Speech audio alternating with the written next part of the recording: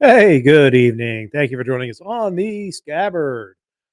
Tonight is game night against the Washington Capitals. I should be at this game. It's not that far from where I live in West Virginia, but not going tonight. Getting stuff ready for Thanksgiving tomorrow. It's been a tough day in Buffalo with the accident there at the bridge. Thankfully, it sounds like it's more of an accident than anything nefarious happening. I'll still let the official investigation conclude, but um, glad to hear that things are reopening, except for the Rainbow Bridge. But stay safe out there, everybody. Appreciate you tuning in tonight. And let's talk some hockey. The Sabres snapped their 3-game losing streak. Great. I didn't think they played all that well in that game. The defense played really well. But let's talk about that Hawks game. Um, yeah, there were to me, the lineup that was submitted for the game was an absolute error in judgment. So, the Hawks were coming in off of a road trip to Nashville, traveling that day or within 24 hours of the game. They were gonna be the more tired team, and that's where you wanna be able to roll 4 lines and have, 3 defense pairs just, rolling consistently throughout the night. Um, Going into that 11-7 formation, I was just an absolute error because it didn't allow the Sabres to really form any cohesive offensive push in that game. It was a lot of one and dones. We got lucky on that Peter Mrazek was having an off night, and that the Blackhawks I'm not going to trash the Blackhawks, but they weren't that good. We were lucky that UPL was solid because I thought a lot of parts of that game that the Blackhawks owned the puck and played better than we did. We did capitalize on our limited chances, and the defense stepped up big time. Darlene with the opener, Skinner ties it on the power play on an assist from Darlene. Darlene had three points on all three goals, goal and two assists on the night, and then Eric Johnson getting the game winner at the end of the game. Uh, you know, I think because we were in that 11-7 formation that, you know, again, they're giving Darlene tons of time and he's running with it. Like I'm not gonna complain that, how he's playing because he's taking over games for the Sabres. But at the same time, um, we've got 12 healthy forwards. And yeah, you can make arguments that certain forwards aren't playing well, but I would rather have 4 lines rolling during the entire game. And you can shorten your bench if you need to. If you think 3 lines are just doing phenomenally and you wanna roll 3 lines for a long time. But I think with a team that is tired coming off a game that they played the night before, you wanna have that ability to roll 4 lines all over them all night long. Um, and by not doing that, you cost yourself offensive cohesion that, could have led you to having more offensive chances. Mrazek let in 3 goals on 20 shots. He did not look on good on any one of those goals. Um, and I guess I wouldn't fault him too much on the Skinner goal, but, um, I think he was feeling it. And the Blackhawks rallied around him and kept the puck out of the zone as much as possible. It just wasn't enough. And UPL had a great game. I thought he played really solid all night. Stopped the pucks. There were a couple of scrambles where he did end up getting beaten, but I wasn't going to lay too much of the game on him because there was just not enough zone time for the Sabres. And if you allow any team, even as bad as Chicago is going to be, end up being this season, um, and I do think that they're gonna start trading off players sooner rather than later, to take advantage of some of the players they brought in the offseason. Um, but Chicago Blackhawks, have a semi decent team. I just don't think that they tore it down so hard going into the, last season that, it's gonna take a few seasons for the Blackhawks to really recover. Connor Bedard is a good player. I think he got outplayed by, Zach Benson in the game. There were a couple gilt-edged chances for Bedard, but I thought Benson's game was really good. He was one of the most notable forwards on the ice for the Buffalo Sabres, including the setup assist for the Darlene game opening goal. All right, so that's the Hawks game done and dusted. Unfortunately, we're going to repeat the mistake and have an 11-7 lineup again tonight. They're sitting Peyton Krebs, and we'll get into that when we get into the lineups. But tonight's opponent is much different than the Hawks. The Washington Capitals are 9-4-2 on the season, and they're third in the Metro Division. And they are coming in hot. They are winners of four straight, 8 of 10. All but one of their last, one of their season wins has come in the last 10 games. Dylan Strome leads the teams in goals. John Carlson leads it in assists on the back end. Ovi, there was lots of talk at the beginning of the season when the Capitals didn't go off to such a hot start that maybe this is the end for Ovi. He's got 5 goals now. That chase is going to happen. I still give Ovi a outside shot. I mean, he's still a relatively young guy. Um, I mean, the guy could end up being like Yager and playing forever. Um, I still give him an outside shot at getting 1,000 goals, and I think that might be his eventual goal. But we'll see how this season goes. But Ovi has scored. I think he's the third most out of active players, the third most points scored against the Sabres. So behind Malkin and Crosby, which shouldn't happen. I mean, these guys are not even in our division. I would expect a division player to have that mark, but these guys just own us when we play them, and it's multi-port nights for these guys. Um, yeah, Ovechkin is slowing down, but he is still very deadly. And I think he's coming into his own. And I think losing Backstrom early in the season really impacted him, and I think he's starting to gain his bearings with new line mates. Let's see, Caps projected lines for tonight. Ovechkin is skating with Dylan Strome and Tom Wilson. Watch out for Tom Wilson. He is, he's a jerk to play against. So Anthony Mantha, Connor McMichael, and TJ Oshie on that second line. Oshie's had some good games against the Sabres as well. McMichael, if you paid attention to the Rochester Americans last season's playoff run, ending against the Hershey Bears, McMichael and a couple guys on this third line, Sonny Milano, who came over from. If you remember Sonny Milano, he actually scored that. He was the one who scored the amazing goal that Zegras flipped over the net and scored on Ukko-Pekka Luukkonen a few years ago. But Milano with the Capitals, with Hendrix Lapierre, who was on that Hershey Bears team, along with Alexei Protas. Blake Valentine, also part of that Hershey Bear Calder Cup winning team with Nick Dowd and Obe Kubel to round out the fourth line there for the Caps. On defense, Rasmus Sandin with John Carlson. It's a effective top pairing there. Joel Edmondson, Nick Jensen, Alexiev, and Trevor Van Riemsdyk. Is the third pair there, the less talented Riemsdyk. Heidi, yeah, Ellie has way more in the tank than people give him credit for. Yeah, absolutely, and people think that he is ancient, but the problem with that thinking is that he started playing in the NHL at 18, maybe 19 years old. I think he was that weird draft that was moved with the uh, with the lockout year, but has been playing in the since he was drafted. Has played for the Capitals. Had 100 points his first year. I was at the game when he got his 100th point of the season, his rookie season. Just he keeps going, and he will probably lead the Capitals in points again this season, despite being like 34, 35 years old. So he's got a few more years left in him, and I do think that he's going to try and go for 1,000 goals.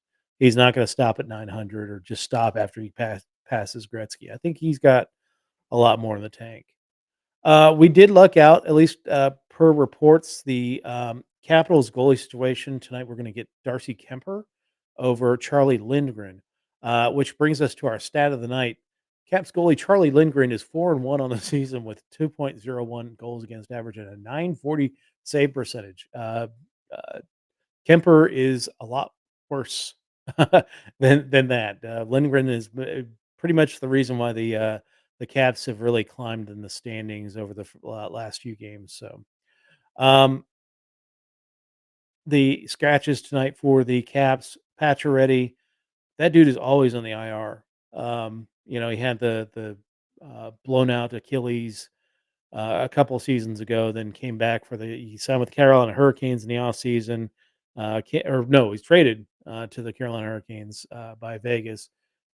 Popped his like 3 or 4 games into his return, popped his same Achilles tendon that second time, and I'm not even sure what he's out on the IR for now. But he's had a history of injuries. Talented player, just can't keep it on the ice. Marcus Faravari is also on the IR. Nick Backstrom, of course, is on the IR. Not sure if he's ever going to play again.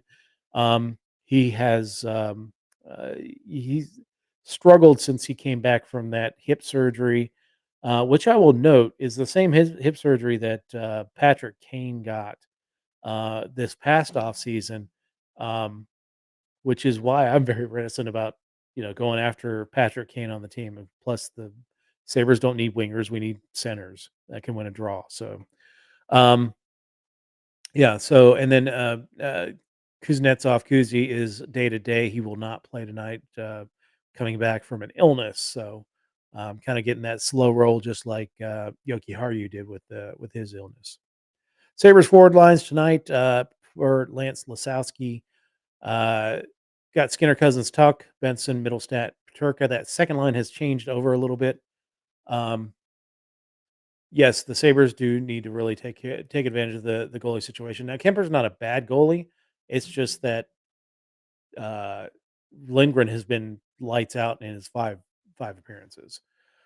Um, yeah, uh, yeah, Skinner, Cousins, Tuck, Benson, Middlestat, Paterka. And that second line. They've just flipped the wingers, Benson for Paterka, but they're on the same line. Greenway, Jost, Olafson is now the third line, and then the extras are Gergensons, Nakposo, and then the defensive pairings. Again, I hate 11-7.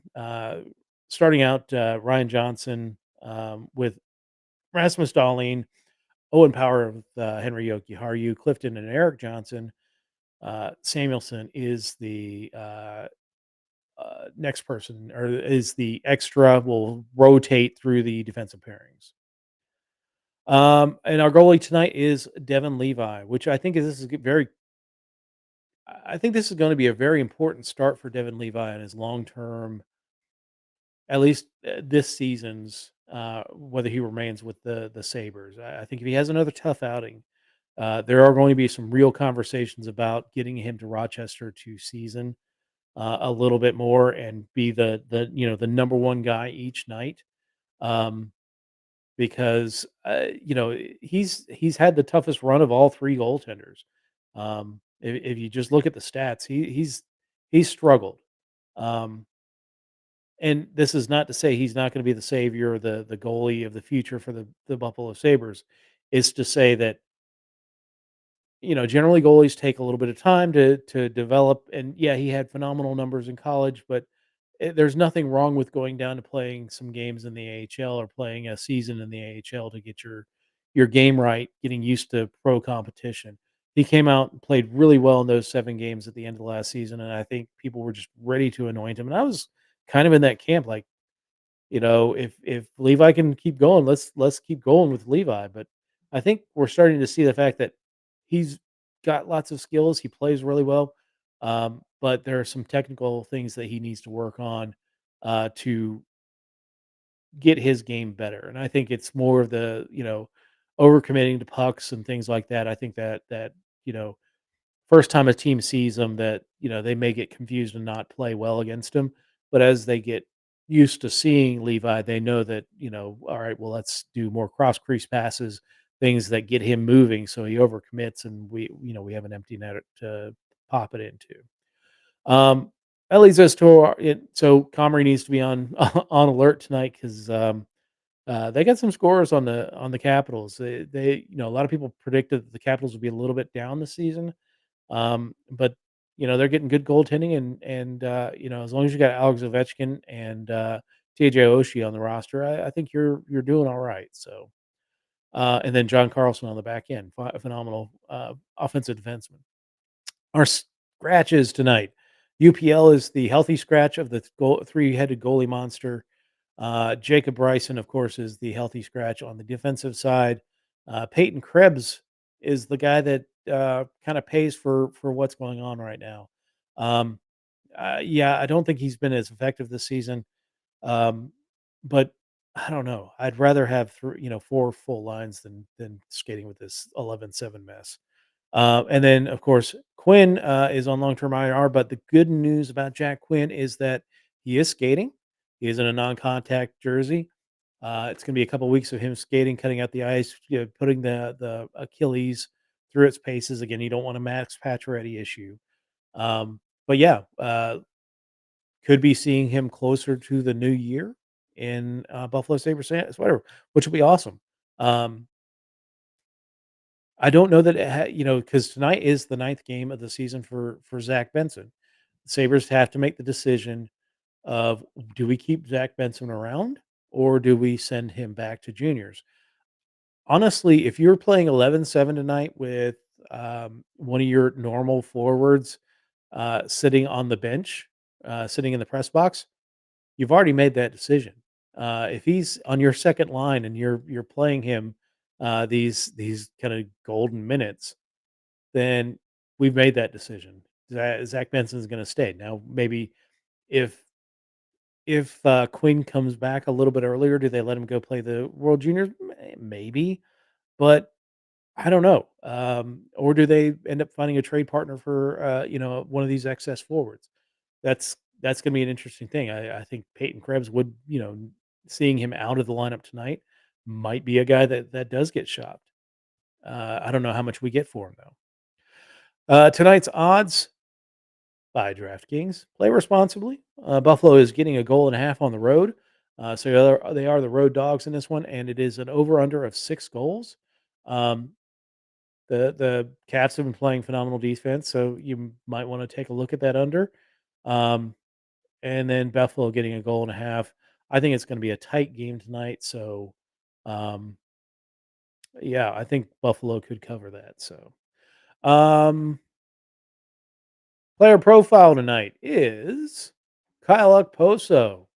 So Kyle Okposo is a first round draft pick of the New York Islanders. Let's see, what year was that?